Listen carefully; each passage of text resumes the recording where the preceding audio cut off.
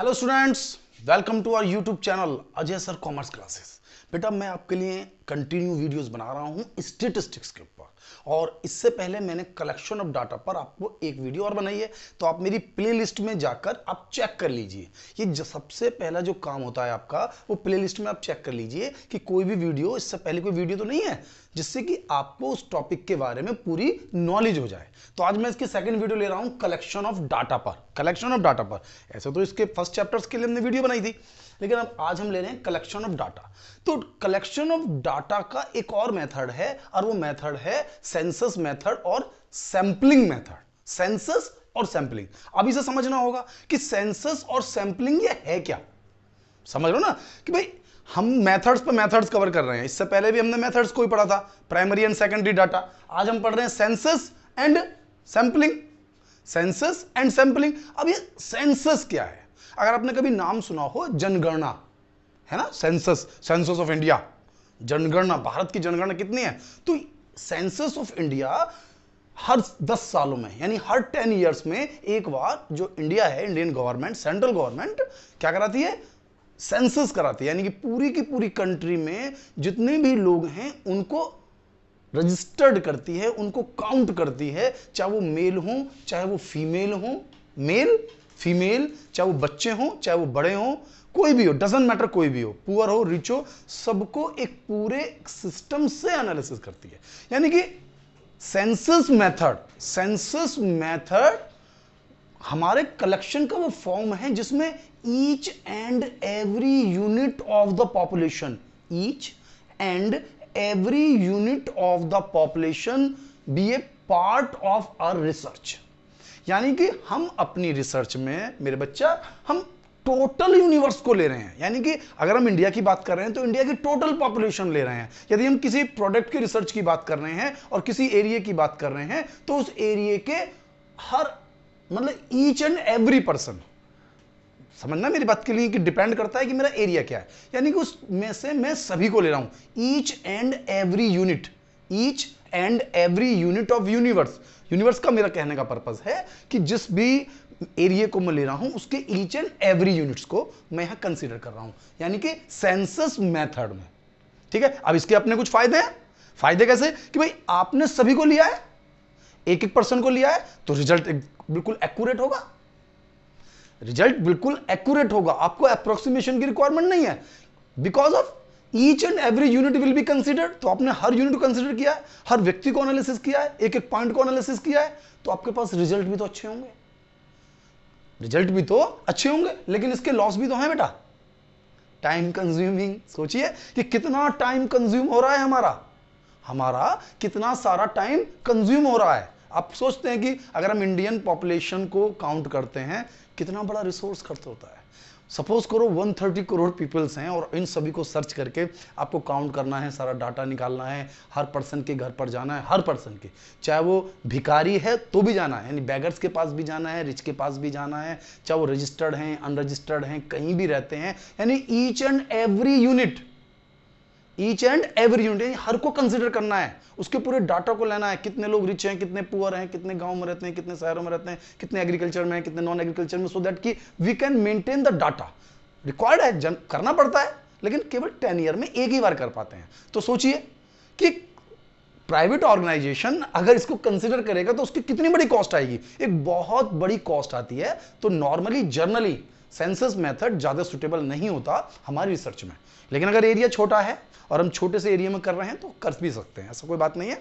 लेकिन अपने कुछ बेनिफिट और लॉसेज हैं जिसे आप समझना होगा। तो सबसे ज्यादा जो यूज होता है वो होता है सैंपलिंग मेथड। सैंपलिंग यानी कि अब आप टोटल को कंसीडर नहीं कर रहे हैं, आप पूरे यूनिवर्स को नहीं ले रहे हैं, आप अपने जो यूनिवर्स है, आपका अपना जो ग्रुप है, उसमें से आप कुछ को कंसीडर कर रहे हैं, कुछ को कंसीडर कर रहे हैं, और उनके बेस पर आप रिजल्ट बता रहे हैं, उनके बेस पर आप रिजल्ट बता रहे हैं। जैसे आपके स्कूल में से कोई रिसर्च करें हम, आपके स्कूल में 1500 स्टूडेंट्स हैं, 1500, तो आफ्टर 1500 हमने उसमें से 100 लोगों का डाटा उठा लिया, 100 स्टूडेंट्स को सेलेक्ट कर लिया, and then according to 100 student we are saying school quality is good और बैड।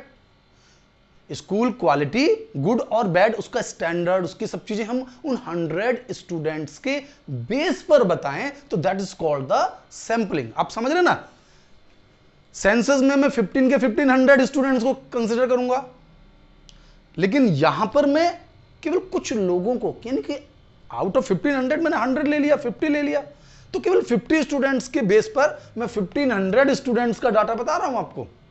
तो सैंपलिंग, तो यहां पर कुछ प्रिकॉशंस जो होते हैं वो बहुत कम होंगे, लेकिन जब आप सैंपलिंग ले रहे हैं तो आपको बहुत सारी प्रिकॉशंस का ध्यान देना पड़ेगा, एस्टिमेशंस का ध्यान देना पड़ेगा। जो सैंपल आप ले रहे हैं उनका आपको ध्यान देना पड़ेगा कि जो सैंपल आप ले रहे हैं it is suitable for you और नॉट, उसकी सुटेबिलिटी पर आपको आना होगा। ठीक है, तो इसके लिए हमारे पास दैट मीन समझिए, सैंपलिंग सबसे टेक्निकल है। सैंपलिंग यानी कि पूरे स्टेटिस्टिक्स में, पूरे रिसर्च में अगर टेक्निकल कंसेप्ट है तो वो सैंपलिंग का है, क्योंकि आपको सैंपल ऐसा लेना है कि आपके रिजल्ट परफेक्ट हो। तो हमारे पास दो तरह के सैंपलिंग यानी टाइप्स ऑफ सैंपलिंग है, random sampling and non random sampling. Random and non random. Random sampling probability sampling, probable sampling, क्या कहते हैं इसको हम, random sampling, probability sampling. Scientifically random sampling यानी कि प्रोबेबिलिटी सैंपलिंग ही सबसे ज्यादा बेस्ट होता है, सबसे ज्यादा बेस्ट होता है। क्योंकि रैंडम सैंपलिंग का कंसेप्ट क्या है, रैंडम सैंपलिंग में हम अपने यूनिवर्स में each and every unit have a equal chance, each and every unit have a equal chance, यानी कि जो 1500 स्टूडेंट्स हैं उनमें से हम एट रैंडमली, जैसे लॉटरी होती है ना, लॉटरी देखा ना आपने भाई, पूरे के 1500 स्टूडेंट्स की पर्ची हमने एक डब्बे में डाल दी और उसमें से चूज कर लिया 100 स्टूडेंट्स एंड देन उनको रिसर्च किया हमने, तो क्या हो गया हमारे पास, रैंडम सैंपलिंग। लेकिन ये रैंडम सैंपलिंग में सिंपल रैंडम सैंपलिंग का एग्जांपल हुआ तो रैंडम सैंपलिंग, क्योंकि रैंडम ही हम पढ़ रहे हैं रैंडम, लेकिन रैंडम में भी जो आप रिसर्च कर रहे हैं रैंडम सैंपलिंग, बात रैंडम की ही चल रही है, लेकिन हमने उस रैंडम सैंपलिंग को भी डिफरेंट पार्ट्स में बांटा है। 1 2 3 4 5 पार्ट्स है मेरे पास। तो इसमें सबसे पहले हम रैंडम सैंपलिंग की बात करते हैं। Random sampling is the probability sampling and it's have the 5 parts. Simple random sampling, the simple random sampling is just like a lottery, lottery के टिकट जैसा, यानी कि each and every unit of the population, each and every unit of the universe. देखिए जब research करते हैं तो अगर हम आपके स्कूल का रिसर्च कर रहे हैं तो आपका पूरा स्कूल ही हमारे लिए यूनिवर्स है। यूनिवर्स का ये नहीं कि पूरा ब्रह्मांड हम ले रहे हैं। स्टैटिस्टिक्स में यूनिवर्स का मतलब होता है area of research, area of research, कि रिसर्च का एरिया क्या है। तो सिंपल रैंडम सैंपलिंग में each and every unit have the equal chance, और वो इक्वल चांस कैसे लेंगे, जैसे लॉटरी के टिकट, यानी कि स्टूडेंट्स के हर पॉइंट्स को हमने 1 से लेकर 1500 तक नेम दे दिया एंड अकॉर्डिंग टू उस नंबर में हमने कोई भी 100 स्टूडेंट्स चूज कर लिए और उन 100 स्टूडेंट्स के डाटा के बेस पर हम बताएंगे कि जो हमारा स्कूल है उसका एजुकेशन स्टैंडर्ड क्या है, उसका जो गेमिंग स्टैंडर्ड्स क्या है, उसके बाकी एकेडमिक स्टैंडर्ड्स क्या हैं, टीचर्स के स्टैंडर्ड्स क्या हैं, स्टूडेंट्स की क्वालिटी क्या है, हम सब कुछ एनालिसिस कर लेंगे। तो हमारे पास मेथड्स मैं बता रहा हूं इसलिए आपको समझना है, सैंपलिंग के रैंडम सैंपलिंग और non random sampling, non random और रैंडम सैंपलिंग। ठीक है बेटा, प्रॉपरली लर्न करना बहुत इंपॉर्टेंट है, पूरे रिसर्च में काम आता है। आप स्टैटिस्टिक्स में आप अगर इसे प्रॉपरली पढ़ लेंगे तो आपकी पूरी लाइफ काम आएगा आपके लिए। ये कंपनियां इतनी बड़ी रिसर्च कराती हैं, सब पे नहीं होती, केवल ब्रिलियंट लोग ही कर पाते हैं, ब्रिलियंट लोग ही कर पाते हैं जिन्होंने यहां बहुत अच्छे तरीके से इसको डिस्कस किया है। दूसरा होता है stratified random sampling, most important है। जब टेस्ट होगा ना क्लास में आपके तो इसी को डिस्कस करेंगे। स्ट्रैटिफाइड रैंडम सैंपलिंग यानी कि हमने स्टार्टा, इसमें लिखा ना स्टार्टा बना लेते हैं इसके अंदर, यानी कुछ ग्रुप बना लिए हमने। क्या बना लिया हमने, ग्रुप कहने का पर्पस आप समझना कि हमने एक पूरे सिस्टम में यानी कि पूरे यूनिवर्स को कुछ पार्ट में डिवाइड कर लिया। पूरे यूनिवर्स, मैंने आपको बार बार बता रहा हूं, I am saying the universe, universe मेरा एरिया ऑफ रिसर्च है, एरिया ऑफ रिसर्च, यानी कि पूरे रिसर्च के एरिया को, पूरे रिसर्च के एरिया को, उसमें से मैंने उस एरिया के रिसर्च में से उसको पार्टों में डिवाइड कर लिया, 10 और 15 पार्ट। ठीक है, सपोज कीजिए कि आपके यहां 1500 स्टूडेंट्स हैं, मैं उसी पर आपको बार बार एग्जांपल लेकर चल रहा हूं। अलग अलग कंपनीज में, अलग अलग ऑर्गेनाइजेशन में उसके अलग अलग एग्जांपल लेंगे, लेकिन एक ही एग्जांपल में जब हम पढ़ते हैं तो हमें पॉइंट्स क्लियर हो जाते हैं। अब हम स्टार्टिफाइड में ले रहे हैं तो हमने 15 पार्ट में बांट दिया आपकी क्लासेस को, ठीक है, 15 क्लासेस बांट दी। अब हर क्लास से हमने कुछ स्टूडेंट एट रैंडम ले लिए। एट रैंडम ध्यान से देना है, मैंने स्टार्टिफाइड तो किया according to that, but after that मैंने उसको में से एट रैंडमली हर क्लास में से, यानी हर ग्रुप में से, जो 15 ग्रुप मैंने बांटे थे, हर ग्रुप में से मैंने 5 स्टूडेंट्स ले लिए, ठीक है। तो 15 स्टूडेंट मतलब 15 ग्रुप, ईच में से 5 लिए, 5 और 15 75 हो गए हमारे पास। तो 75 स्टूडेंट्स को मैं एनालाइज करूंगा and then given the result of whole school, की पूरे स्कूल यानी पूरे यूनिवर्स की जो पोजीशन है वो क्या है, क्या रिजल्ट है इसका। इसके बाद क्लस्टर। स्टार्टिफाइड से नेक्स्ट स्टेज है क्लस्टर।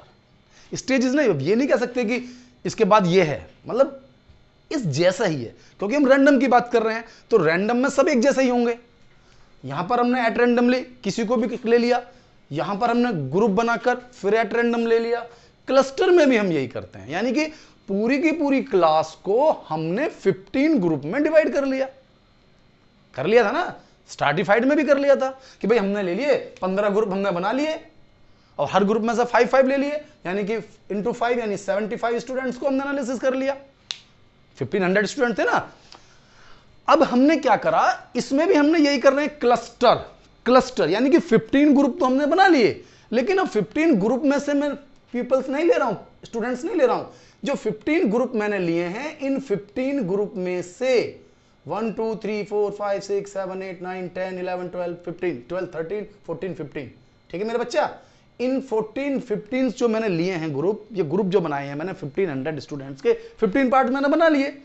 अब मैं इसमें से एक दो, मतलब कोई से डजंट मैटर की बराबर वाला है, आप कंफ्यूज नहीं होंगे, मेरा कहने का पर्पज है। अब इसमें से मैंने एट रैंडमली सिलेक्ट करके इन चारों को, इन 4 ग्रुप में, हर ग्रुप में 100 स्टूडेंट्स हैं। आपको पता है ना पहले से ही कि 1500 का एग्जांपल ले रहा हूं कि there are 1500 student in your school and out of 1500 students I have grouped in the 15 part। तो ये 15 पार्ट हो गए हैं मेरे। इन 15 पार्ट में से मैंने नियर अबाउट 4 पार्ट के यानी 400 स्टूडेंट्स को पूरा एनालिसिस किया।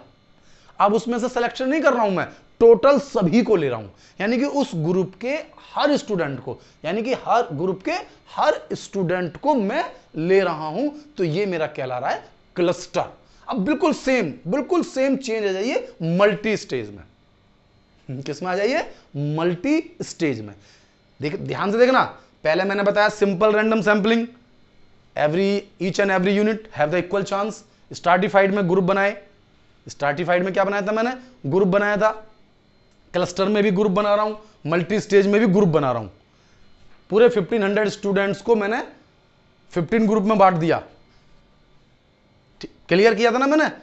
स्टार्टिफाइड में मैंने और क्लस्टर में और मल्टी स्टेज में जो डिफरेंस किया वो आप समझते चले जाएंगे। क्लस्टर में मैंने क्या कहा कि जो मैंने ग्रुप सर्च किए हैं, इन ग्रुप को मैं पूरा रिसर्च करूंगा, पूरा 100 के 100। जबकि स्टार्टिफाइड में से मैं इन पूरे 15 ग्रुप में से सभी में से 5 स्टूडेंट्स ले रहा था। सभी में से क्या ले रहा था? 5 स्टूडेंट 15 ग्रुप में से, यानी कि यहां मैंने 75 स्टूडेंट्स को लिया। और यहां पर 4 हैं तो 400 स्टूडेंट हो गए। जरूरी नहीं है कि मैं 4 लूं, 4 बहुत ज्यादा हो गए मेरे लिए, 400 स्टूडेंट मैं एनालिसिस नहीं कर पाऊंगा। मैंने 3 ले लिए, मुझे ऐसा लगता है 3 भी बहुत ज्यादा है मेरे लिए, तो 2 ले लूंगा मैं। क्या ले लूंगा मैं? 2 ले लूंगा।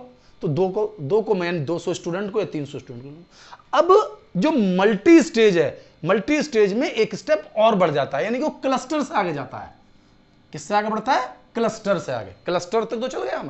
क्लस्टर तक हमने क्या किया, यानी 15 ग्रुप में बांटा और 15 ग्रुप्स को हमने पार्ट में ले लिया। अब उसमें से क्लस्टर में तो हमने क्या कर लिया था कि भाई इसमें से कुछ सर्च कर लिए। अब हमने इसमें 15 ग्रुप में से अब कुछ ग्रुप्स को, 15 ग्रुप ले लिया ना मैंने, अब इन ग्रुप में से मैंने कुछ ग्रुप को ले लिया, यानी 5 ग्रुप ले लिए।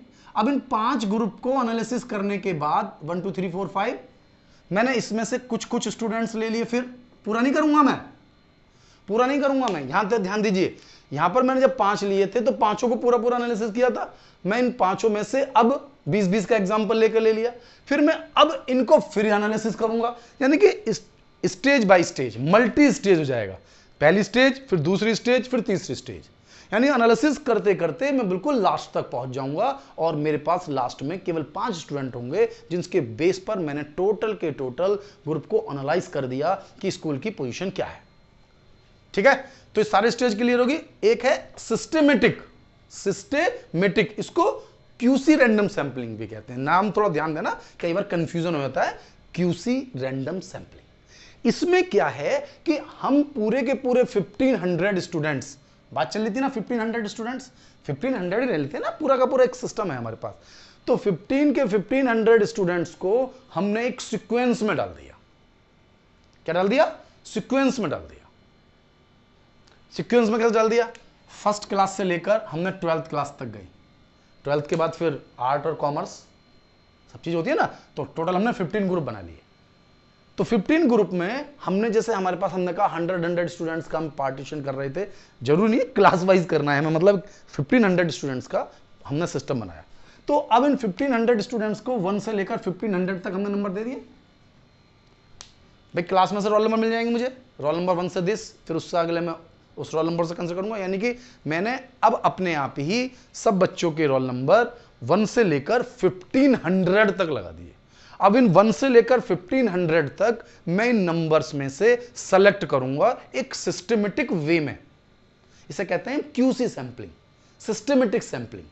ठीक है, तो सिस्टमेटिक सैंपलिंग में यानी कि यहां से लेकर 1500 तक, ध्यान से देखिए, मैं इसको मिटा दे रहा हूं, मैं आपको समझाता हूं। बहुत सारे स्टूडेंट होते रहेंगे, चल रहा है ना, चल रहा है 1500 तो बहुत सारे होंगे ना मेरे बच्चा, तो मैं 1500 शो नहीं कर रहा हूं आपको, मैं आपको बताना चाह रहा हूं।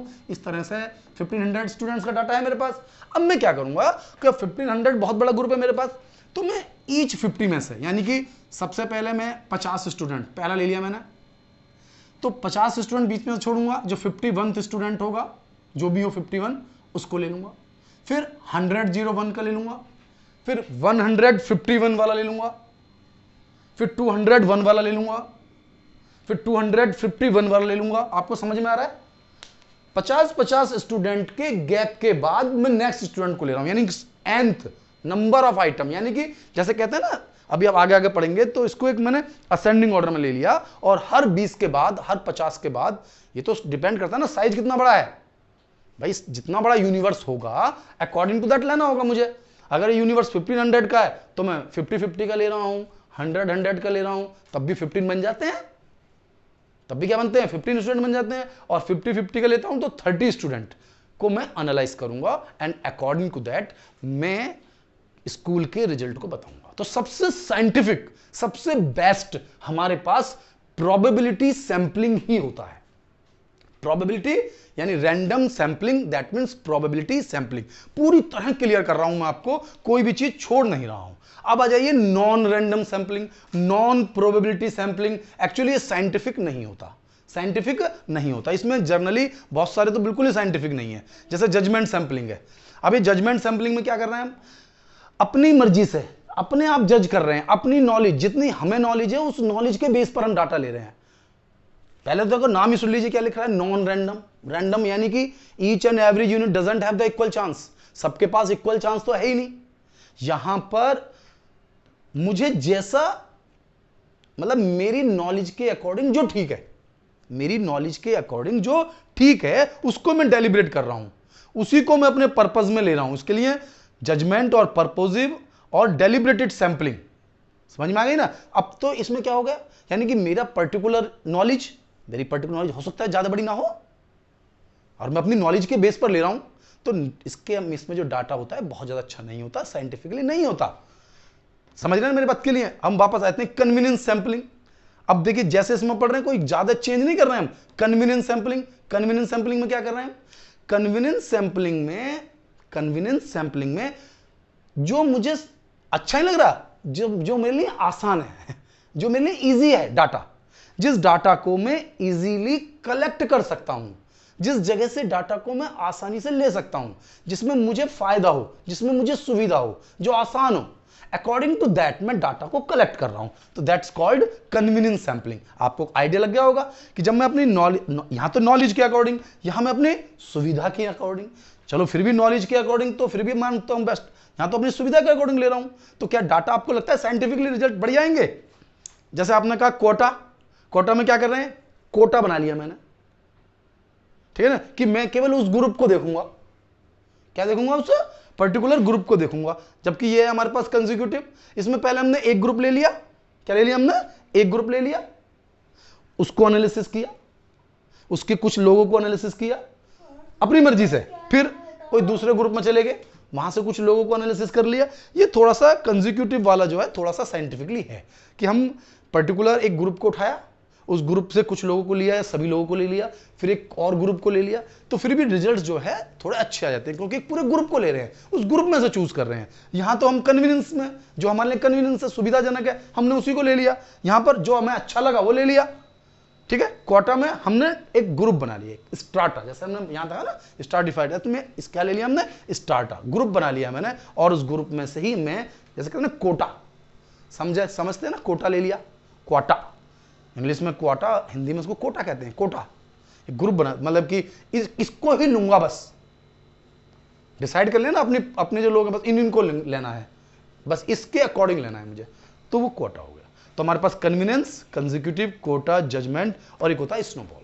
जब सैंपल छोटा है लेकिन उसको कलेक्ट करना टिपिकल है, ध्यान से देना, साइज छोटा है लेकिन कलेक्ट करना बहुत टिपिकल है, वो बहुत दूर दूर तक फैले हुए हैं, तो उन तक पहुंचना मुश्किल है, तो हम स्नोबॉल सैंपलिंग का यूज करते हैं कि जिस तक हमारी पहुंच बन जाती है, एट रैंडमली तो नहीं, अपनी पसंद के अकॉर्डिंग ही जाना पड़ता है, एट रैंडम तो यहां पहुंच जाएंगे, स्नोबॉल सैंपलिंग है, तो फिर हम उस डाटा को कलेक्ट करते हैं।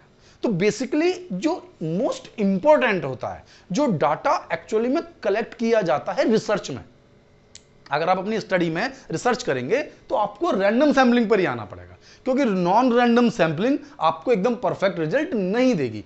हो सकता है डिफरेंट ऑर्गेनाइजेशंस में हमें नॉन रैंडम सैंपलिंग से भी अपने लिए रिजल्ट मिल जाए, क्योंकि डिपेंड करता है कि मेरा एरिया कितना बड़ा है, क्योंकि ज्यादा बड़े एरिया में आप नॉन रैंडम सैंपलिंग का यूज करेंगे तो आप ज्यादा अच्छा रिजल्ट नहीं ले सकते, जबकि यहां पर आपको एक बहुत अच्छा रिजल्ट मिल जाता है, ठीक है। तो यहां पर इसके बेनिफिट और लॉस आपको समझ में आ गए होंगे कि भाई जो रैंडम सैंपलिंग है ये सुटेबल है, बढ़िया है, ज्यादा रिसर्च की रिक्वायरमेंट होती है, टेक्निकल नॉलेज की रिक्वायरमेंट होती है, क्लियर है ना, क्योंकि केवल परफेक्ट पर्सन ही इसको कर सकते हैं। दूसरा, इसके अंदर जो सैंपलिंग है जब हम पढ़ते हैं, देखिए सेंसस तो चल जाता है काम, बात चलती है सैंपलिंग की। सेंसस में तो आपने सारा डाटा ले लिया, you have the actual data, लेकिन सैंपलिंग में तो आपने कुछ लोगों को लिया ना, अब सबका रिजल्ट बता रहे हैं आप उसके बेस पर। तो इस तरह से हमारे पास सैंपलिंग में हमारे पास दो तरह की एरर पाई जाती है, सैंपलिंग एरर और नॉन सैंपलिंग एरर। एरर कौन कौन सी एरर, सैंपलिंग एरर और नॉन सैंपलिंग एरर, समझ में आ रही है बात बेटा, सैंपलिंग एरर और नॉन सैंपलिंग एरर। तो जो सैंपलिंग एरर है, सैंपलिंग एरर है हमारे सैंपल में, एक्चुअल रिजल्ट में और सैंपल लेने के कारण जो डिफरेंस आ रहा है वो सैंपलिंग एरर है। ये तो बेसिकली आएगी ही आएगी आपको एरर, जब आप एक्चुअल डाटा ले रहे हैं, एक्चुअल में जो डाटा है और जो आपने सैंपल लिया है उसमें थोड़ा सा डिफरेंस तो आएगा ही आपके पास, क्योंकि एक्चुअल डाटा ये कहता है कि जो किसी ग्रुप की सैलरी 1500 है, लेकिन मैंने तो एवरेज लिया, एवरेज से वो सैलरी 1550 बैठी, तो डिफरेंस आ गया एक्चुअल और एस्टिमेटेड, एक्चुअल और एवरेज, एक्चुअल और एवरेज डाटा में जो डिफरेंस है, एक्चुअल डाटा अलग है, एवरेज डाटा अलग है, तो इसमें जो डिफरेंस है उसे हम कहते हैं सैंपलिंग एरर, सैंपलिंग एरर। दूसरी होती है नॉन सैंपलिंग एरर, दूसरी कौन सी होती है, नॉन सैंपलिंग एरर। और ये नॉन सैंपलिंग एरर थोड़ी सी डिस्टर्बिंग है, क्योंकि ये एरर आपके कलेक्शन से रिलेटेड है। आपका जो डाटा जब आप कलेक्ट कर रहे हैं वहां मिस्टेक कर रहे हैं, आपके डाटा के कलेक्शन में प्रॉब्लम है, आपके ऑर्गेनाइजिंग में प्रॉब्लम है, समझ रहे ना, इस डाटा में आप, ये थोड़ा सा डाटा डिस्टर्बिंग है, यानी कि यहां मिस्टेक है, बाइज हो सकते हैं आप, हो सकता है आपने कोई डाटा को बाइज लिया है, तो non sampling error, non sampling error, non sampling error, sampling error and non sampling error. Clear हो गया?